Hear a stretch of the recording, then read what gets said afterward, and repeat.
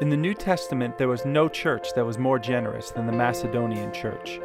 In 2 Corinthians 8, 1-5, Paul tells us how their joy overflowed in rich generosity. The encouraging thing for us about this joy was the circumstances it came from. Paul explains that they were in the midst of severe trials and extreme poverty, and it was in these times that God gave them this overflowing joy that resulted in generosity.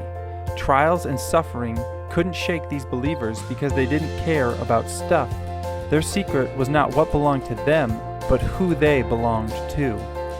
And every one of us will also face trials and sufferings at some point in our lives. And just like the Macedonians, we must decide who or what we will trust in when they do arise.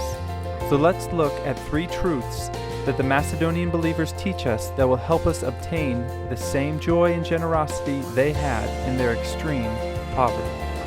First, nothing can shake the joy of the generous. Paul's description of the Macedonian state of affairs should not be taken lightly. Severe tests of affliction and extreme poverty. These circumstances were more than minor setbacks, yet God gave them the joy to not only make it through, but to give generously in the process. Secondly, generosity flows from a heart of self-sacrifice, not self-preservation. The motivation of giving is not to give in order to get.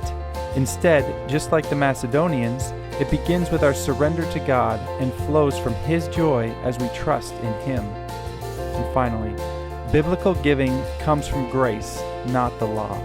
Tithe, or 10%, is the biblical starting point for giving. Jesus validated this in Matthew 23, but as the Macedonians showed us, their giving was a direct result of the joy they found in God's grace, not from an obligation to give. These verses model for us the response God is looking for when we look at our financial situation.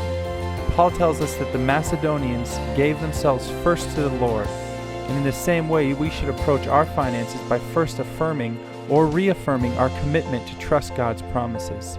And secondly, we are told the Macedonians gave.